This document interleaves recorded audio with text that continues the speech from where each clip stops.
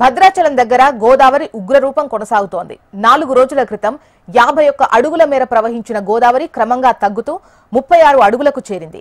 ఎగువ ప్రాంతాల్లో ఎడతెరిపి లేకుండా కురుస్తున్న భారీ వర్షాలతో మళ్లీ గోదావరి నీటి మట్టం క్రమక్రమంగా పెరుగుతూ వస్తోంది. రాత్రి 43 అడుగుల మేర ప్రవహించిన గోదావరి ఈ రోజు 44 అడుగులకు చేరింది. దీంతో అధికారులు మరోసారి మొదటి ప్రమాద హెచ్చరిక జారీ చేశారు. ఈ నేపథ్యంలో ముందస్తు చర్యల్లో భాగంగా అధికారులు ముంపు ప్రాంతాల ప్రజలను ఇప్పటికే అప్రమత్తం చేసి తగు సూచనలు ఇచ్చారు. లోతట్టు ప్రాంతాల ప్రజలను సురక్షిత మైదాన ప్రాంతాలకు తరలించేందుకు ప్రణాళికలు సిద్ధం చేశారు. వరద నీటితో ముంపుకు గురయ్యే రామాలయం పరిసర ప్రాంతాల్లోని వీస్తా కాంప్లెక్స్, నిత్య అన్నదాన సత్రం, వ్యాపార సముదాయాల్లో ఎటువంటి విపత్తు చోటు చేసుకోకుండా నిలిచిపోయిన నీళ్లను ఎప్పటికప్పుడు కరకట్ట మీదుగా గోదావరిలోకి రిలీజ్ చేస్తున్నారు. కాగా ఇప్పటికే స్నానాల ఘాటు మునగడంతో భక్తులెవరూ స్నానాలకు వెళ్లకుండా ప్రమాద హెచ్చరికల బోర్డులు పెట్టారు. ఇక గోదావరి ఉధృతంగా ప్రవహిస్తుండటంతో ప్రజలు గోదావరి వైపు వెళ్లకుండా బ్యారికేడ్స్ ఏర్పాటు చేశారు. గోదావరి వరద ఉధృతిపై జిల్లా అధికారులు ఎప్పటికప్పుడు సమీక్ష నిర్వహించి తగు చర్యలు చేపడుతున్నారు.